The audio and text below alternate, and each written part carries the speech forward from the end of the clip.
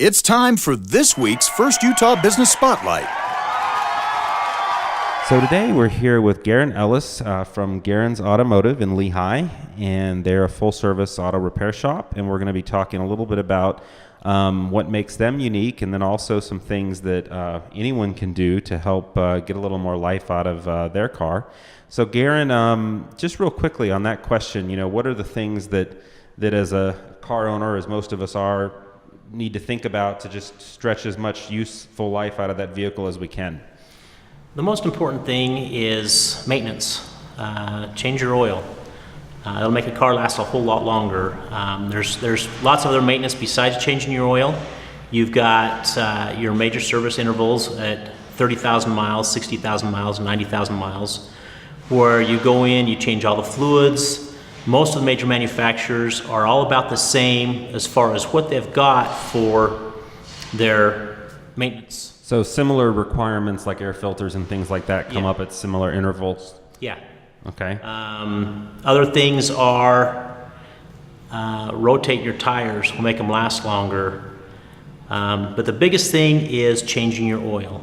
They've got the synthetic oils out there that you can go longer, but even if you go longer with the synthetic oils, you still have to check your oil. Mm-hmm. There's a lot of people out there that say, yeah, you can go 25,000 miles between oil changes. But when your car uses some oil, you can hit about the 15, 18,000 mile mark, and you're out of oil, and you're buying a new engine.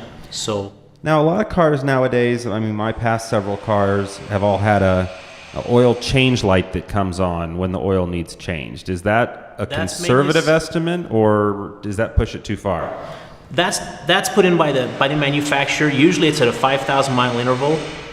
Personally, I recommend 3,000 miles. That's what I do on my own vehicles, just for the reason that I know it's getting changed. I know that I've always got good clean oil in there to make it last longer. All right, so a little bit about your shop. How did you get into business? I worked for a Toyota dealership for 18 years. I finally just decided, I wanted to do my own thing. I wanted to set my own hours so that I could spend more time with my family. The one thing about when I started my own business, I wanted to make it family friendly. We have Saturdays off. We're only open Monday through Friday.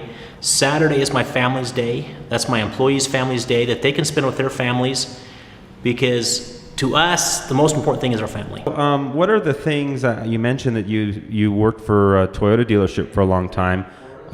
Is that sort of where you specialize, is with Toyotas? We do. We specialize a lot of Toyotas. We work on anything. We know a lot about most of the Asian imports, Hondas, Toyotas, Nissan. We do a lot of work on all those. But we do, I've had 18 years experience with Toyota. My lead tech has had 12 years experience with Toyota. My service writer has 9 years experience. So we know the Toyota line very, very well. We know the ins and outs of them. We also, my tech and I are both hybrid certified to work on hybrid vehicles, as in the Prius. We have a lot of customers that have the hybrid Civics, and we do a lot of work on them. Are the hybrid models from the various manufacturers fairly similar, or are there huge differences between, say, a Honda and a Toyota in the hybrid system? Depending upon which part of the system, most of the time they are very close alike. I just sent my lead tech to a hybrid update school that covered all different makes and models of hybrids. And as he was going through that classes, he noticed that most everything is the same. The way everything works and everything runs together, pretty much the same. You've just got different connectors, different parts in the different makes and models. Okay. So obviously hybrids are a growing segment of the automotive industry. Are there many other independent shops that are certified to work on hybrids? There's not a whole lot of them.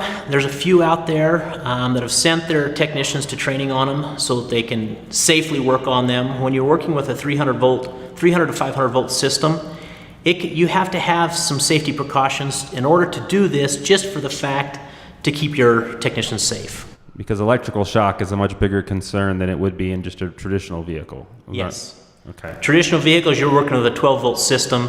With a hybrid vehicles, you're working with anything from 300 on up. Okay. 300 volts on up. Now, just in your experience, the lifespan on these hybrid vehicles, is it turning out to be pretty good? It is. I have a lot of customers that have well over 100,000 miles on them. I've got one they've got 190,000 miles on it, and they still drive it daily, going strong, haven't had any problems with it. All they've done is changed their oil, done all their maintenance on it, so they haven't really had to worry about any major repairs. The only thing that they've done is they've had to replace the 12-volt auxiliary battery and a couple of headlights and drive belts. So normal stuff that you'd replace on any car. Yeah, just like typical maintenance on any vehicle. So nothing especially terrifying as some people might think. No, I wouldn't be scared to buy a Toyota Prius with 150,000 miles on it and drive it across country. Well, thank you so much for being on the show, and if you could just give your contact information real quickly, that'd be really helpful. All right, it's Garrin's Automotive at 266 East Main Street in Lehi, Utah.